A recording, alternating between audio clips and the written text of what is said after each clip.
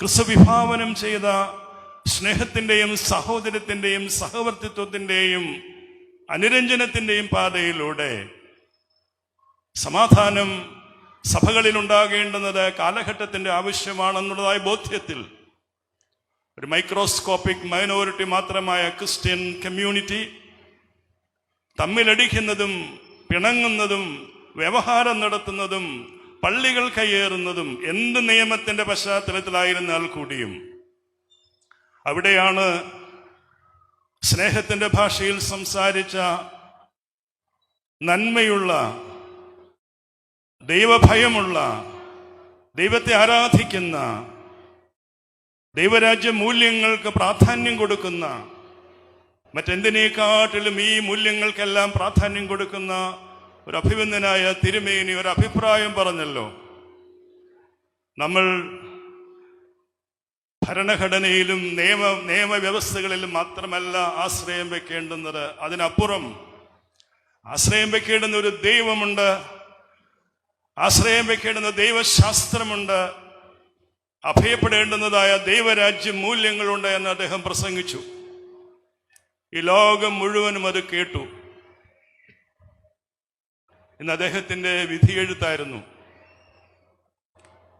യഥാർത്ഥത്തിൽ സത്യം തമസ്കരിക്കപ്പെടുമ്പോൾ, നീതിബോധമുള്ളവരായി നീതിക്ക് വേണ്ടി ശബ്ദിക്കുമ്പോൾ അതിന്റെ പ്രത്യാഘാതങ്ങൾ വലുതായിരിക്കും.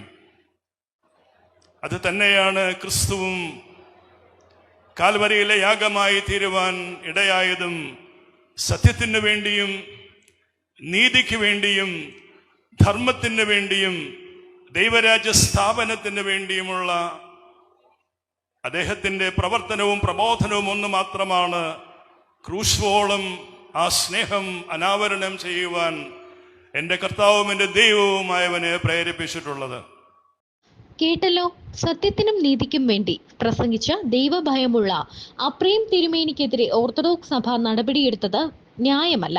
തിരുമേനി എന്ത് തെറ്റാണ് ചെയ്തത്? കലഹങ്ങളും വഴക്കുകളും അവസാനിപ്പിച്ചു പോകണമെന്ന് പറഞ്ഞതാണോ തെറ്റ്?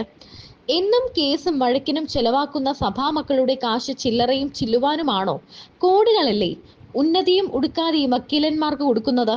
അത് നിർത്തണമെന്ന് പറഞ്ഞതാണോ തെറ്റ്? അപ്രേം തിരുമേനിയെ കുറിച്ച് ഫാൻസുകാരെ കൊണ്ട് ആക്ഷേപം പറയിക്കുന്നതാണോ ക്രൈസ്തവ സാക്ഷ്യം? അപ്രേം തിരുമേനിക്കെതിരെ നടപടിയെടുത്തതുകൊണ്ട് മലങ്കര സഭയിലെ മെത്രാന്മാരും വൈദികരും അച്ചടക്കമുള്ളവരായി തീരുമോ?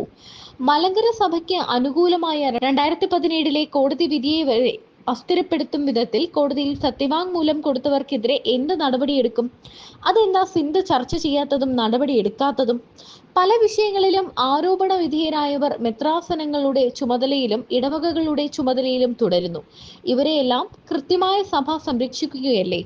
പിന്നെ ഈ തിടുക്കപ്പെട്ട നടപടി തീർച്ചയായും വിശ്വാസികളുടെ കണ്ണിൽ പൊടിയിടാനും സ്വന്തം കസേര ഉറപ്പിക്കാനും തനിക്കെതിരെ വരുന്ന ആരോപണങ്ങൾക്ക് ഇത്തിരി ആശ്വാസം കിട്ടുവാൻ വേണ്ടിയും ബലിയാടാക്കിയതല്ലേ അപ്രേം തിരുമേനിയെ? എല്ലാവരും അറിഞ്ഞുകൊണ്ടുള്ള നാടകങ്ങൾ. സഭയിലെ മെത്രാന്മാർ അങ്ങോട്ടും ഇങ്ങോട്ടും ചെളി വാരി എറിഞ്ഞു കളിക്കുന്നു. അതല്ലേ സത്യം? ആരുണ്ട് വിശുദ്ധൻ? എല്ലാവരുടെയും പേരിൽ ഒന്നല്ലെങ്കിൽ മറ്റൊന്ന്. മനുഷ്യൻ കേട്ടാൽ അറയ്ക്കുന്ന കഥകളിലെ നടപടിയെടുക്കാനാണെങ്കിൽ എല്ലാ മെത്രാന്മാരും ചുമതലയൊഴിഞ്ഞ് ആശ്രമത്തിൽ വിശ്രമിക്കേണ്ടി വരും.